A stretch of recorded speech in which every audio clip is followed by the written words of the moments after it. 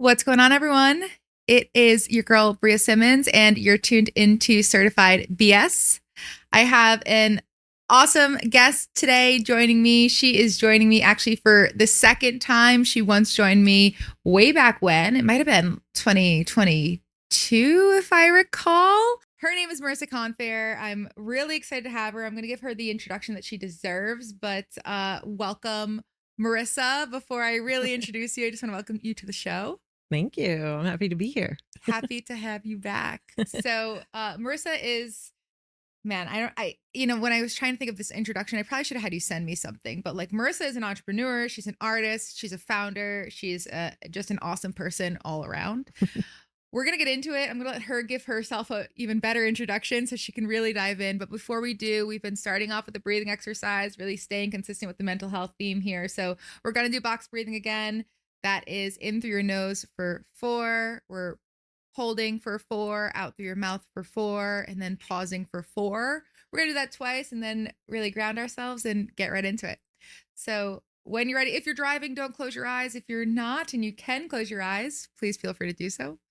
And we're going to get started. So I'm going to ask you to breathe in through your nose. 2, 3, 4. Hold for 4, 2, 3, 4, out for 4, 2, 3, 4, pause for 4, 2, 3, 4. One more time. In 2, 3, 4. Hold for 4, 2, 3, 4. Out for 4, 2, 3, 4. Pause for 4, 2, 3, 4. Just a little grounding exercise. Now we're going to talk about all the truth and BS of everything that is in Marissa's life and in mental health and here for this podcast. So Marissa, I want to let you introduce yourself to everyone listening. Yeah, cool. So I am Marissa Confair. I am the founder of eMCee Apparel, which under that we have eMCee Kicks. We've done some art stuff. So we did eMCee Arts. We have KickStix, which is another brand that kind of was born out of eMCee Kicks. And yeah, I live in New York. I've been here for 17 years. My background started out in fashion design. Then I slowly moved over into some other fun things like nail art. And then that took me into sneakers. And now here we are, still in sneakers, moving into lots of events. And that's where I'm at. So last time we spoke, you gave everyone like a pretty in-depth background. That was kind of the premise of our conversation last time. Yeah. I know you just gave a quick introduction, but why don't you just briefly, for listeners who might not have listened to that last episode, bring us in, kind of give us the quick and dirty version of how you got to where you're at today.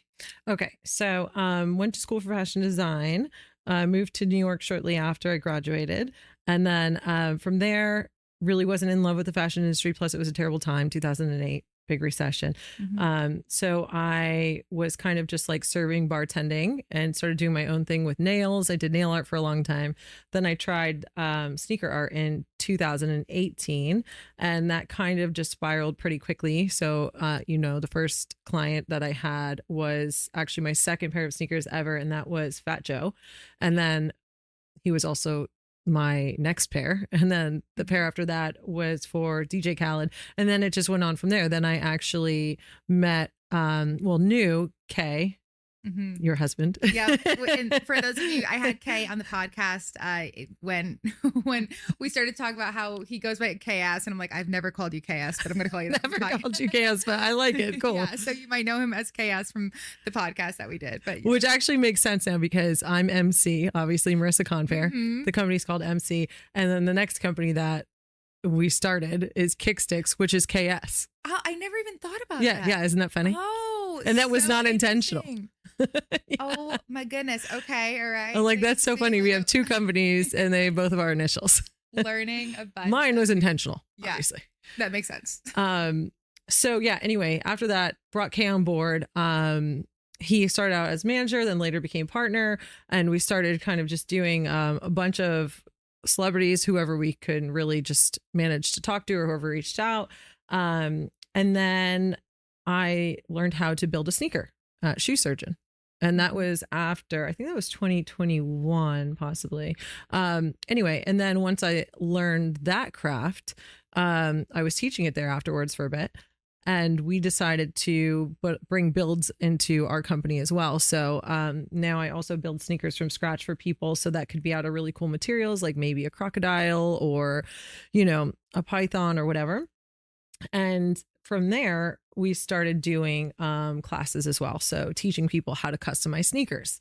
And then that turned into live activations. So people hire me as well to go and paint live at their events, whether that be like Foot Locker or somebody's 60th birthday party, or, you know, we'll go to law offices or companies like Google and whatnot. And it can be up to 200 people, and we'll teach them how to customize their own sneakers.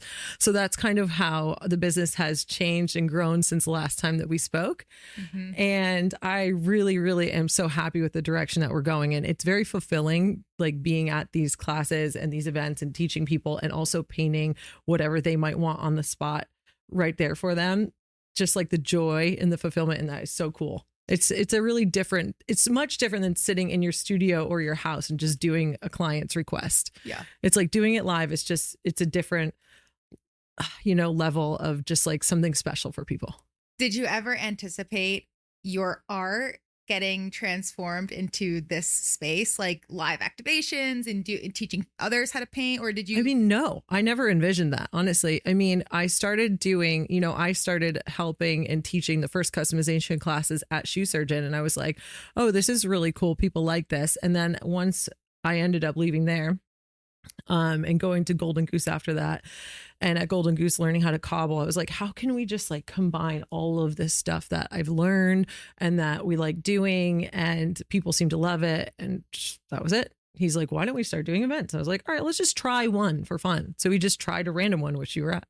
I remember. Yes, and that's only been about not even 2 full years yet. And it's really taken off. So yeah, we're going to keep going with the events. Yeah. What do you think it is that people love about the events? I mean, I noticed obviously the trend in sip and paint, where people love to go and just like, you know, whatever it is, BYOB or whatever, bring wine and paint whatever the instructor tells you to paint.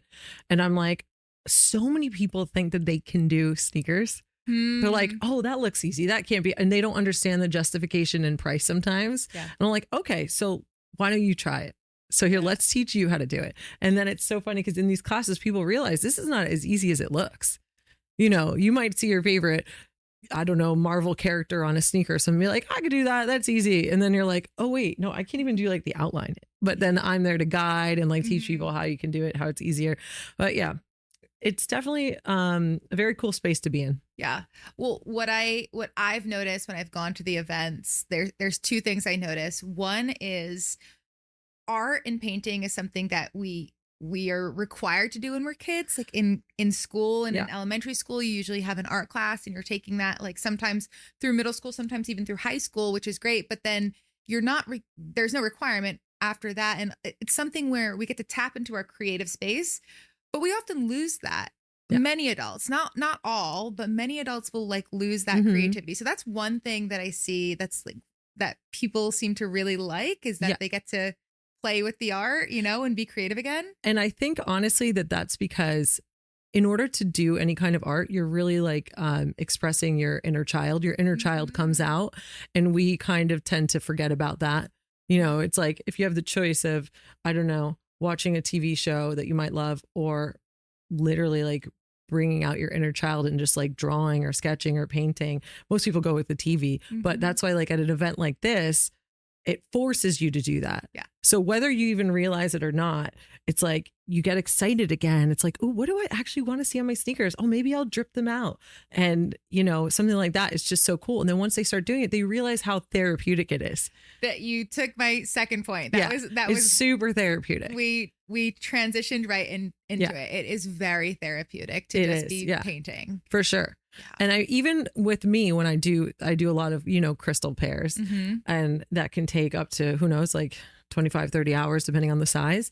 And people are like, how do you have the patience to do that? I'm like, I love it. it is so therapeutic just sitting there and just like do listening to a podcast or an audiobook and something just like one by one. And it might take hours, but it is really, really therapeutic. It's just, you kind of just let your mind go and you're just like in the motion of doing it. But something about it is very satisfying. And and I would say it's for people who are coming to the classes. For you, it might be different because you're so advanced, but for people who come to these classes, it's the combination of the two. Yeah, I would say the therapy in it is also bringing out that childlike space. Yeah. It's actually something that we will encourage in therapy. Like I will encourage clients to tap into something creative, tap into something that they, that makes them feel youthful again, where they can laugh and be creative and be fun and be silly. And I see this brings all of those things together. Absolutely. I mean, if you look at the history of so many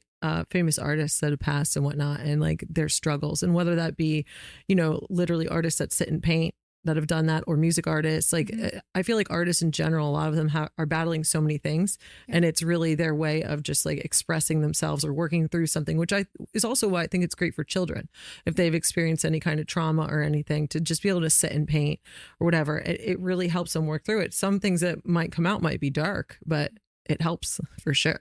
Would you say for you as an advanced artist, is art your therapy as well? I think art definitely is my therapy because, there's been a lot of struggles that I've had in the past few years, and being able to just sit and let my mind just be on that. Yeah. And of course, as you're doing it, you're of course thinking of different things and processing, especially if you're just listening to music, your mind can't help but just like, and as an overthinker, I don't know that that's wonderful, but still. But yeah, it helps me a lot, honestly. Yeah. Would you be able to speak to like, it doesn't necessarily have to be like deep mental health challenges, but challenges in general that you faced either like in the entrepreneurial space, or even as like an artist who's trying to build something? Like what challenges have you faced, and how have you overcome them? I think one interesting challenge as a woman speaking is definitely the fact that I am a woman in this space of sneakers, which prior to 2020, I feel like COVID changed that a lot. Okay. I've seen a lot more women after COVID, because that's when a lot more people discovered that they want to do art and they want to do different creative things. But prior to that, I would say, and still just less, that being a woman in this space has been interesting. I'll never forget the clip that we still have of Snoop Dogg. Of Snoop Dogg when he received the sneakers from, they're like, just assuming that I'm a man. Yeah. And you're not. Yo, this dude is, I'm like, eh. Yeah. Yeah. But like a natural reaction. Yeah. Like this dude made great sneakers. And absolutely. And I mean, even all of the markets that Kay and I have done, and whether it's Chelsea Market, Bryant Park, or wherever we've been, live events, when we were on tour for TikTok this past year, at those events, it's funny, it'll be him and I'm the one like, painting. But if I step away and I'm not painting for a second, it's the two of us, he's always the one that's approached first and assumed to be the artist, and the one that's the conversation is directed towards. And I'm like, it's just so funny. And hey, it's me. It's me. How do you deal with it? How do you overcome it? And like, are you jumping in? Like, no, for the most part, absolutely not. No, I just, Kay always tells them. Yeah. But no, I'm not going to cut them off and like, you can assume, but he'll let you know. And it's like, hey, it's me. What's up? Surprise. There's probably something really rewarding too when they're like, oh, wait, you did these? Oh, it's you? Yeah. You're like, yeah, it's me. Feeling like, okay, yes, like I deserve that. Yeah. That type of, acknowledgement. Definitely. And I feel like more so that happened more often at the winter markets that we would do with, the art that I did revolving around some big hip hop artists. It was always assumed that Kay was the one that did it. Yeah. It was me. Okay. So simply being a woman in the space. Yeah. And I'm hearing you say that there are more women who have come out since post pandemic.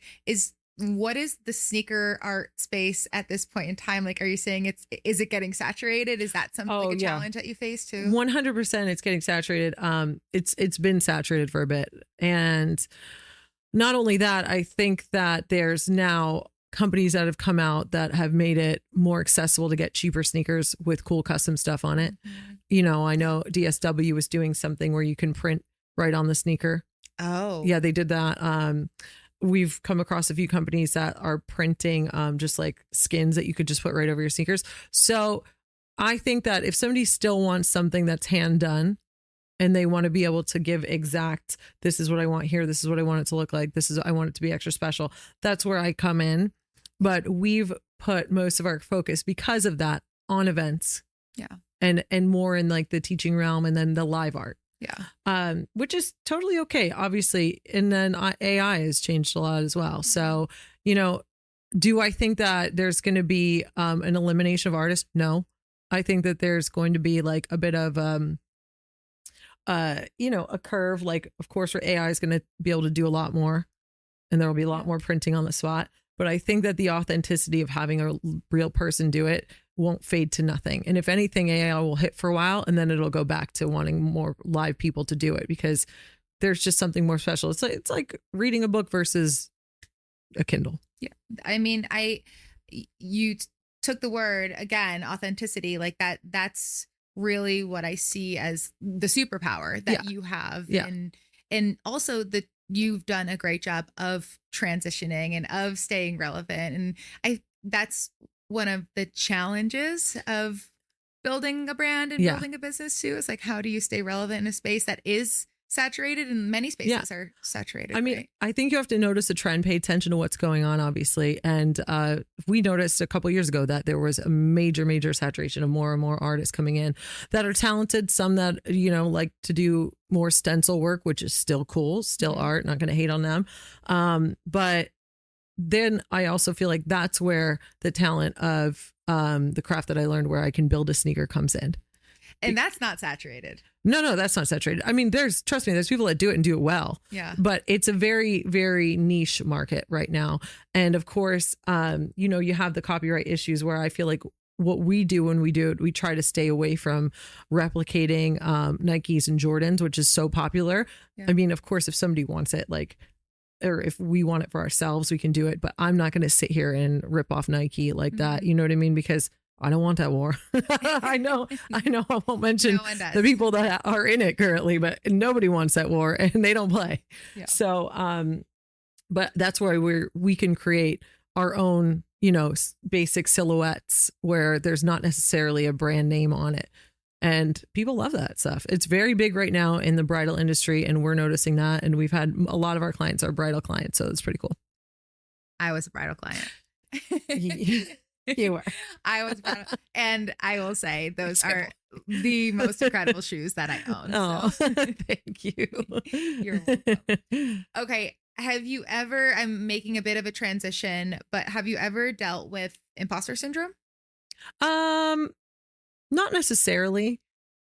I don't know. I don't think so. That's amazing. Like, no. Like, in what sense do you feel like? Just being. Do you think? Have you noticed? No, no, that's not certainly not what I'm saying. But I know it's something that many people deal with, even if they feel like they are meant to be in the space. They can still feel like an imposter if they haven't reached a certain level or attained a certain something. No.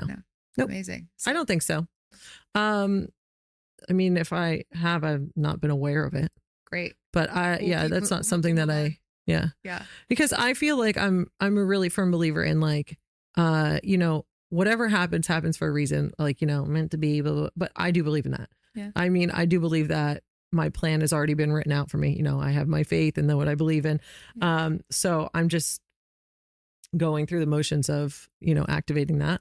But yeah, I think I am in the place that I'm supposed to be at right now for a reason. This is where I'm meant to be at this moment. And it's really cool to watch if I just like look back and reminisce over the past 7 years of how my career has slowly grown. And there's been frustrations. I've been like, you know, I guess like I've talked to Kay and be like, okay, I do wish that we were a little further, but I'm not going to sit here and like dwell on it. I do think that this is the pace it's supposed to be at. Things are happening the way that they're supposed to. And then, you know, we keep figuring out our groove right now. You know, recently we figured out the events, and that is really something that it might cause little issue here and there with him and I. You know, we're business partners. Of course, you're always going to butt heads sometimes, but I think that like we do a really good job at recognizing what's happening in the business and amongst each other and figuring out what the next move is and how to get there. Yeah.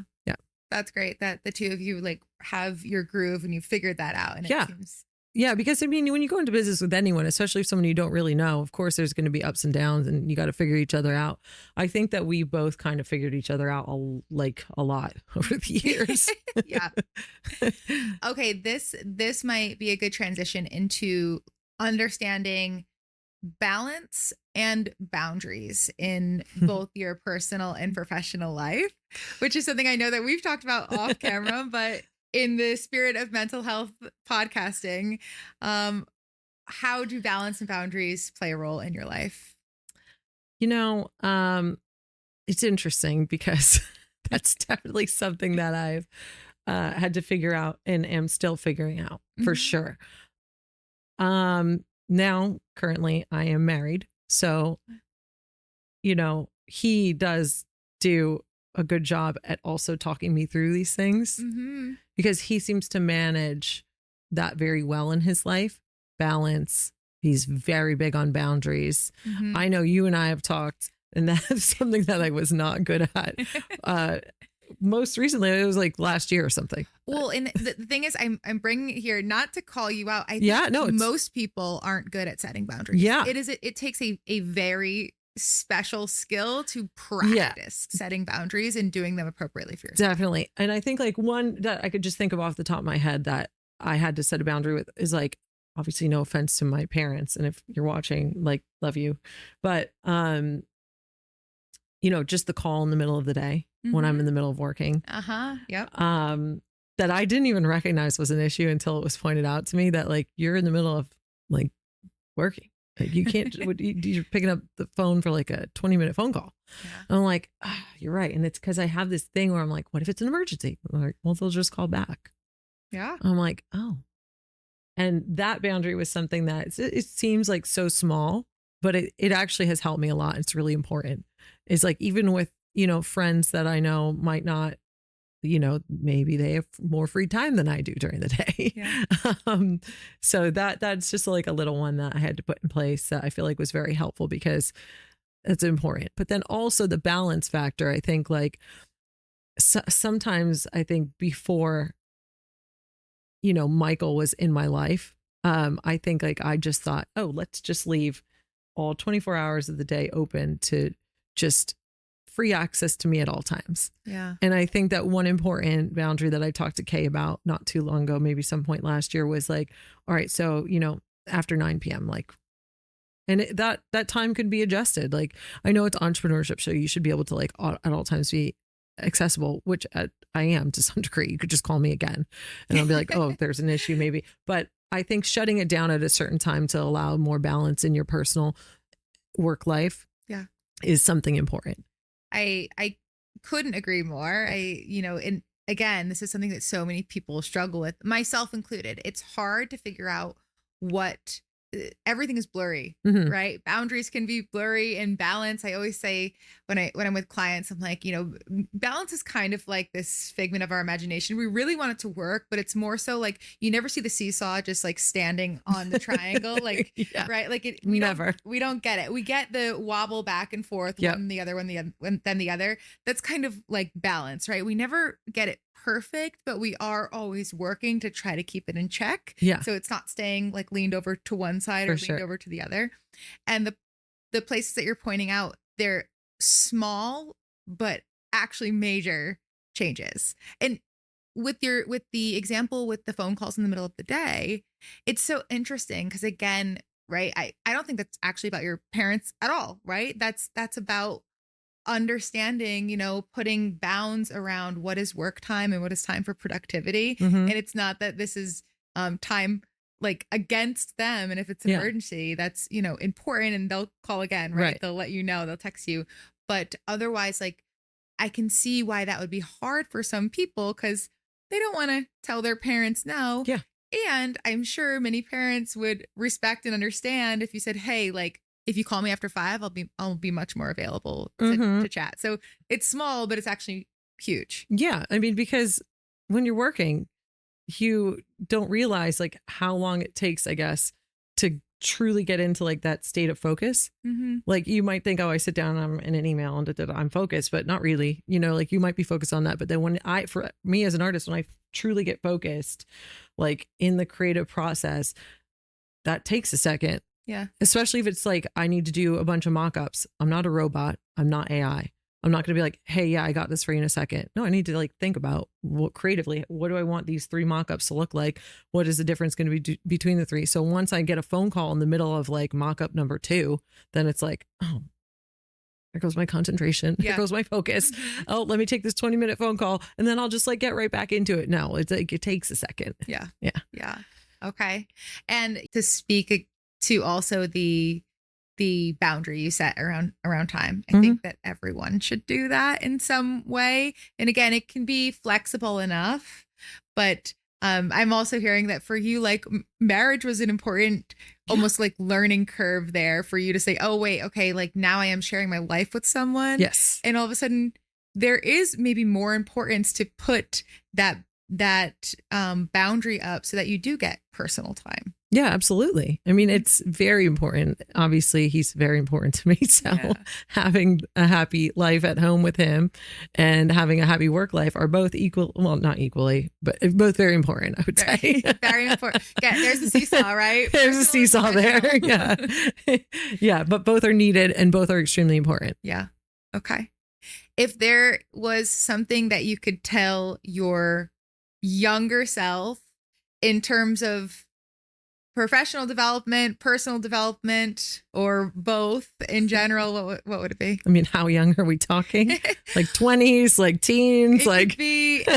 I'll let you choose. Choose your own adventure. I mean, if there's anything that I could tell my younger self, like, let's not beat around the bush here. It's going to be my self when I was in my 20s. We talked about it on the last pod. Mm-hmm. Okay. It's going to be, you know, like do it sooner. Oh, yes. You know, it was there, but I was definitely somebody who was very caught up in, you know, the New York life of when I moved here, the job market was super tough. So I went into hospitality and grateful for every opportunity. And I've met some wonderful people in my life through that, you know, I mean, that's how I met Kay. Mm-hmm. Yeah. So I'm grateful for it. I mean, that's how I met my husband. Yeah. I met him in 2015. Yeah. Right. Okay. So it's like, I'm super grateful for every opportunity, everything that's come of it. But I just wish that I was a bit more focused and wasn't so into going out with all my work friends all the time and whatnot. That's going to be probably my biggest thing to tell my younger self was focus earlier. Focus earlier. Yeah. And I'm also hearing maybe underneath that, it's like start before you're ready, because we're never, when are we actually Why do we ready? think that? Yeah. Right. Why do you think you need a ton of money to start something? You don't. Just start. That's you don't need a ton of money to draw. That's so true. So, okay, this leads into another question though. What would you tell young artists? Because they might be thinking that, or they might be thinking, I haven't finished this, or I haven't done this, or I don't have money. So how can I put my time into art? Like, do you have advice for young artists in that way? I mean, you don't have time and you don't have money are just things that you're just telling yourself. Because if it's something you care about, you'll have time. You'll make time. You know, you'll just sleep less. Yeah. It is what it is. Like, I get it. It's hard lives everywhere. People struggle all the time everywhere, but it's just how bad do you want it? And if you want it bad enough, you'll make the time, not excuses. Make time, not excuses. Just do. It's like tried and true Yeah. for those who have made time and not excuses. And this is coming from someone that's made excuses. Yeah. Like you're saying telling you because I did it. Yep. Yeah. If we think about that, like make time, not excuses, we would probably have a ton of time. Oh, yeah. We would probably have a ton of time, actually. It's the same thing with the gym. I don't I don't really like to hear it because it's like, you do have time. You have 30 minutes a day if you want to. Yeah. How bad do you want it? We can all make I can't stand it when I'm like, someone's like, oh, hey, have you gone for a walk today? No, I just haven't had time. How many hours have you been sitting on the couch watching TV now? Or scrolling. How many hours have you been on Facebook? Yeah. I'm not calling anybody out. Just saying. Just kind of throwing things out there. No, because the walk is important. Yeah, it is. It absolutely. Will you walk for your mental health? Oh yeah. Yeah. Yeah, totally. What, are you doing a walk? Yeah. Let's do it. Let's go. I love it. I love walking. Let's go after this. Okay. Let me think. We have just a little bit of time. I have some like final questions that I want to ask, but before we get there, what would you say has been maybe the most challenging mental health wise in business? Like we can kind of combine the two. Has there been something challenging mental health wise, and how have you pushed through it or have managed through it? I think with business, mental health, there was a lot of things in my personal life that would affect my business. Okay. Because, my history, obviously, things were just rough for a while in like my home life where I lived. And like, past relationships and whatnot, they just really, really affected me. And sometimes it was just hard to separate the two. Mm-hmm. So I feel like that would pour over into business, and where I would be in maybe a terrible mood from something that might have happened in whatever the past, I would bring that over and then possibly take that out on Kay, which is unfair. Okay. So that was definitely a struggle for a while, obviously. Yeah. Well, I'm hearing you like even just bring in the self-awareness. So you have clearly like pushed past that phase in some way. Yeah, I think I'm just at a different place right now in my life. Like I'm just much happier than I've been. And learning the boundary with that. Yep. Honestly, yeah, just like learning the boundary. Like you can't let that affect your business because it's your livelihood. Yeah. So have there been any belief systems or behavior structures that you've had to learn or unlearn in order to get where you are? Or all of the above? I mean, yeah, I feel like that's a hefty one. Mm-hmm. Sure is. Definitely. As far as belief systems, I mean, like going through a lot and having to deal with whatever life throws at me to get to this point in life. The one thing for me, first and foremost, if you're just talking about like belief in general, belief systems, like I put God before everything. Yeah. So for me, it's like prayer is really big. Like I know I've been, some people are not as big in it, and that's totally fine. But that's what I believe, and that's what gets me through the day. And if I'm going through something hard, that's what I'm going to rely on. Mm-hmm. And to me, that's the most important. That gets me through everything. So, but besides that, there's a lot of behavioral things I've had to learn and unlearn. Like I sometimes can just be a hothead, and if something's not going well, I might just blow up. Like that's in the past. I feel like I've really reined that in. Okay.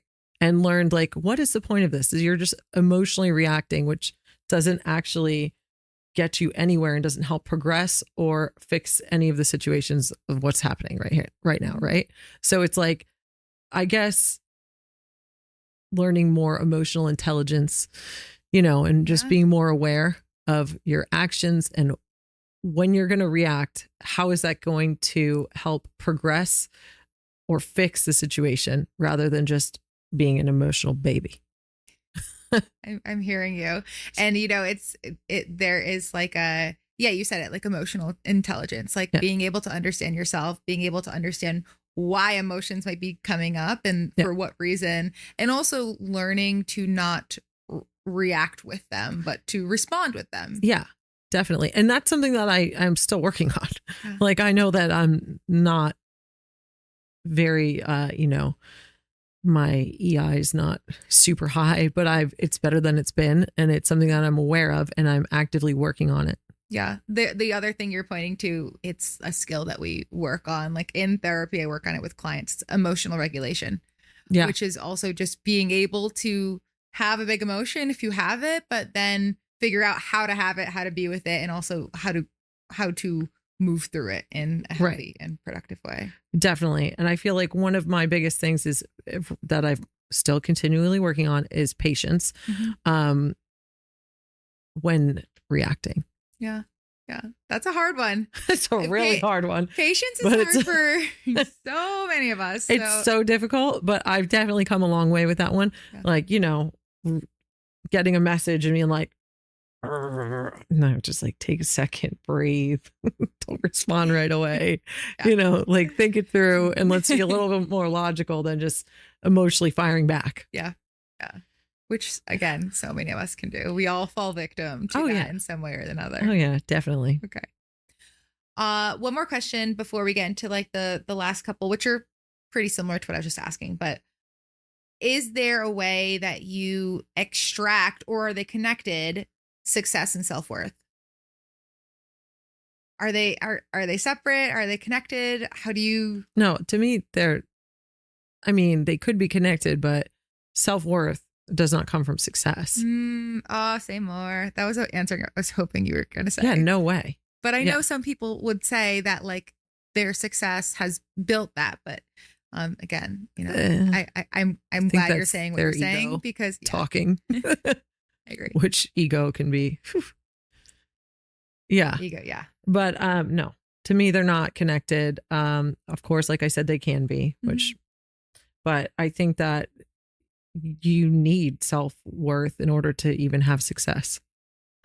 I love that. So self-worth is actually going to come before success. I believe that. Yeah. If you don't like value yourself and think you're worthy, why are you going to, maybe you still might end up being successful, but I do believe it'll come quicker and probably, I don't know, maybe more of it will come if you have more self-worth. Yeah. I love that. Period. That's just perfect the way you said it. Okay. All right, let's get to these final questions and then we will wrap it up here. Okay. So we were just talking about belief systems and behavior structures, which are, I say, the BS in mental health. Not BS at all, of course. We're just play on words here.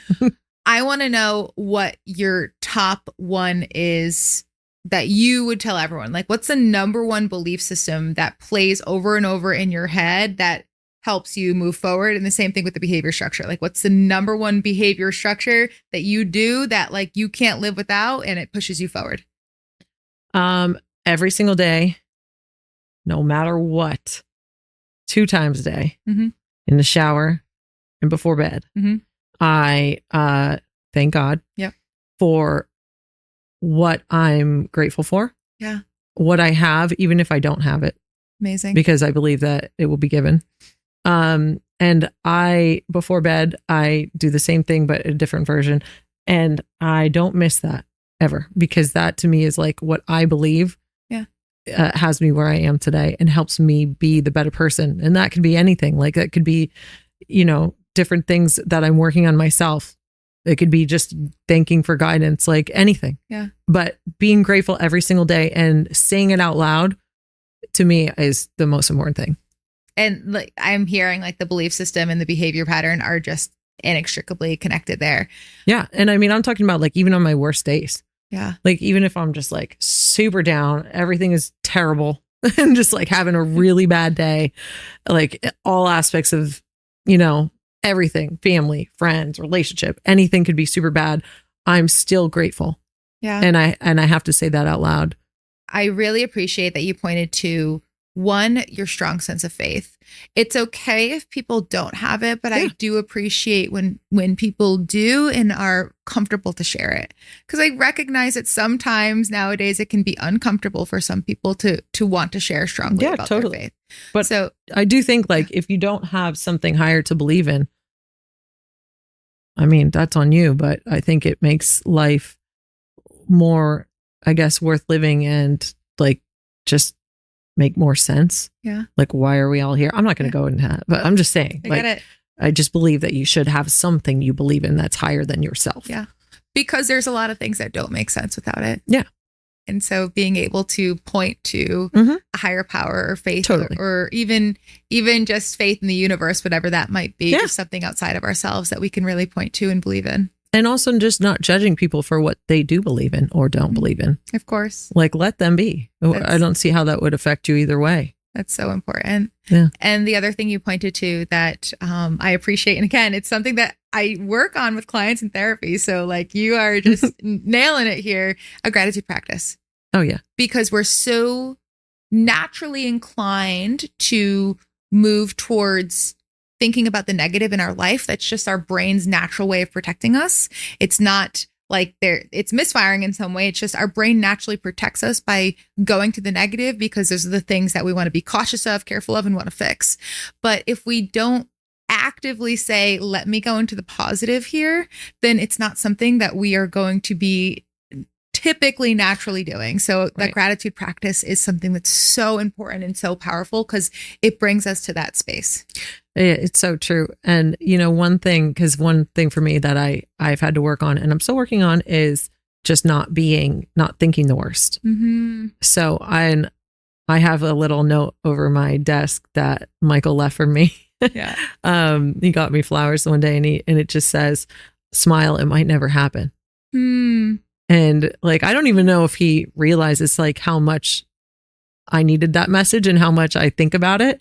Wow. Because that helps me remind myself, like, don't think the worst. Stop. That just made me smile. I really appreciate that message. Thank you. Yeah. Thanks, babe. Okay. We are coming to the end here. Marissa, I'm sure there's so many people that want to know how to find you, how to find your work, your business. Take a moment and tell them everywhere that they can find you. Okay, so on Instagram, it's going to be eMCee Kicks. That's spelled out, like here on my shirt. It's eMCee KICKS. You can also find me at KickStix. So that's KICKSTIX official. And then, I'm on Instagram. You'll find Kay and I both on there. You'll find our personal accounts attached to that. We're on Facebook. We have websites, eMCeeKickS.com. I don't know what else I'm forgetting. We're on YouTube, pretty much everything. And we'll attach all that in the show notes as well. What if someone wants to like book one of these events or these drip and sips? Yeah, for sure. Where would they go? Our website for sure. You can always go to our Instagram because we'll have a link on there as well. But all of our upcoming classes are on there. If you'd like to request like a personal class, a private class, or an activation, you can always go to our website and fill out the request form there, or DM us. You can call us. We have a business phone number, all of that. Amazing. All right. And many of you know this, but I'll bring it in just really quickly. You can find me at the Bria Simmons on all of my social medias. You can also go to my website, briasimmons.com, which you can also get my certified merch. So if you're watching on YouTube, I'm wearing my certified crew neck sweatshirt. So feel free to go check that out. And Marissa, thank you so much. Of course, thank you. We're such a pleasure to have on for the second time. Maybe we'll make round 3 sometime in the near future. Yeah. But thank you again. I really appreciate you. Yeah, appreciate it too. Until next time, let this be the moment. I'm Bria Simmons, and this is Certified BS. Thanks for listening.